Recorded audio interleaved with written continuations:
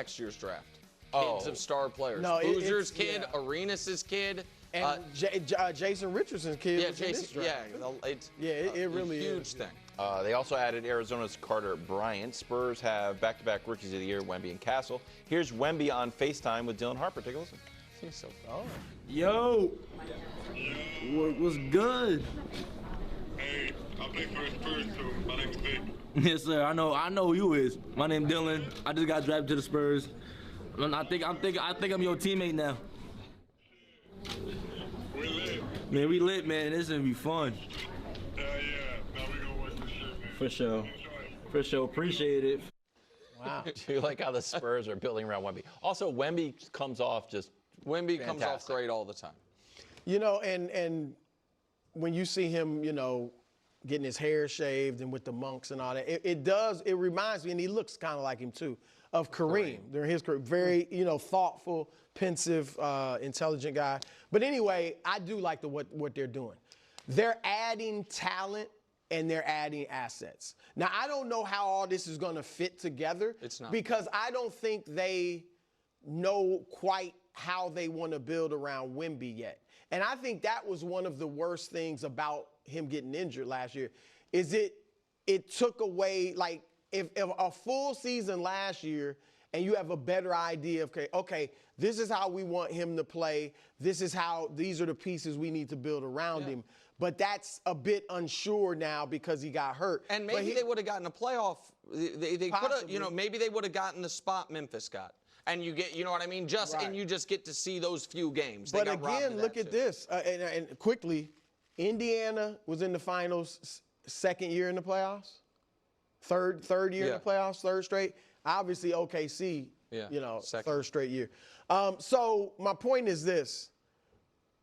What I would do if I'm the Spurs, because you got 3 point guards that we all think are really good. None of them are really good shooters, That's the right? problem. But I bring them in. It might not be a problem if you have enough shooting around them, because they all can get to the rim, which opens things up. But I bring them in. First of all, my phones are open. If you call me, if you're interested in Dylan or De'Aaron Fox, whoever, the phone lines are open. Give us your best shot. But if they're all on my team come training camp, I'm going, it's like let's see who's the best. Let's see which two of these three are the best, because Stephon Castle's in there as well. So which two of the 3 point guards are the best, which two play best together, which two play best with Wemby, and the other one I can trade. And here's the thing, when Giannis, and I'm saying when Giannis is available, now you've got more assets to make that move. Right. You have it exactly right. So people are like, oh, we've seen 3-guard lineups be interesting. The one I always think of is the 1 year Chris Paul was in OKC. And it was Chris Paul, Dennis Schroeder, and Shea. And you know what I mean? And that team made the playoffs when people thought they were going to tank that year. Indiana this year ran some 3-guard lineups. The problem is, this is 3 guards, none of whom are great shooters lineups. And so the Spurs' 4 best players, or certainly 4 best assets, Wemby, Harper, Fox, and Castle, are all very willing, mediocre to bad shooters. Yeah. So, like, as far as that being an on-court fit, it's not. As far as that mattering, it doesn't. Right. Because you don't have to win at a high level this year. Maybe you can. And obviously, when they traded for Fox, they did not think they were going to end up with the second pick of the draft. Right. When they traded for Fox, they thought, all right, let's take a little run at this year. Also have another guard there with Castle and Wemby and go after it. Then Wemby gets the blood clot, season's over. Dylan Harper can be the centerpiece of a huge trade. Yep. Or Stephon Castle or De'Aaron Fox can be the centerpiece of a big trade. You know what I mean? Like, Brew is saying when Giannis is available, but there's a world maybe where Giannis never comes available, or where Giannis and there's a world where Devin Booker's available. You know, at some point, or a guy who is an impact player but not best player alive contention, Giannis, and now you still have a bunch of picks. Harper is a true blue chip asset. Yep. Like, Harper could certainly be. There's a world where Jaylen Brown comes available. I'm not saying that's going to happen, but maybe where Dylan Harper is good enough to be the treasure of a trade. You know what I mean? The best return, but he's also potentially good enough to be Wemby's wingman for 10 years. Yep. And you trade one of the other pieces. And so, but it doesn't fit on the court right now. But I don't really care that right now it doesn't fit on the Michael court. C. Wright was writing about the Spurs seek to transition to playing positionless basketball. That's fine. But like Nick said, they can't shoot. That's 3 of your guys that aren't good three-point Right, and Wemby's not a great three-point shooter. No, he's better than them. I know. As much as he misses. And so, and Castle will get better, but Castle's 28%. You know, Fox has been in the league a long time. He's 33%. Harper in college was 32%. So even if eventually they get better, none of those guys are like Fears or Trey Johnson where it's like, hey, we brought this guy in because he's a sniper. Like, it's not that. Dylan Harper's Rutgers teammate Ace Bailey had a curious lead up to the draft. It continued into the draft. Ace chosen by the Jazz, which reportedly wasn't a preferred destination. Here he was post-draft. To look kid at me smiling hard right now because I know the hard work, the sacrifices, the blood, the sweat, the tears, not just from me, but my family put into this. So to look at me and just smiling at me right now. So I'm just blessed to be here. Had you had any idea they had any interest in you? No idea. Okay. Brew, do you see this working out? Well, look, I think he got terrible advice going into this draft to not work out for any of these teams. The reports where he wanted Washington, Brooklyn, or New Orleans. Such an odd. And I'm not gonna hold, like, he's obviously a young kid. I'm not gonna hold all this against him. He's taking the advice from the adults around him. But he's got to look at this and see, I think he's in a better situation than had he gone to any of those 3 preferred destinations.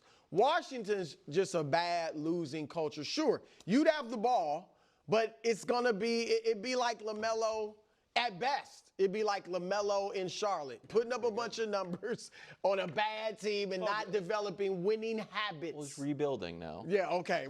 So Washington would be bad. New Orleans, as long as Zion's there, in and out of the lineup because of injuries, it's going to be built around him. So, and at best, this kid strikes me as maybe a Brandon Ingram type. And we saw how that worked. Okay, because Ingram was the second pick of the draft. I get it. Yeah. So Ingram and Zion didn't work out, you know, because they're not great shooters. And then Brooklyn is just a bunch of young pieces. I think they're just a bunch of young pieces throwing together, right? Trot out Wild's Fab Five. I mean, I don't know what I don't know what's going on there. So Utah, you got a good coach in Will Hardy. Yep. Danny Ainge knows how to build a champion. And the ball is going to be in your hands. So I think it's a good situation if he has the right attitude. So the teams you mentioned were drafting 6, 7, 8, right? Those are the teams, places he wanted to go. I understand the individual rationale. He knew he wasn't going to go 1 or 2.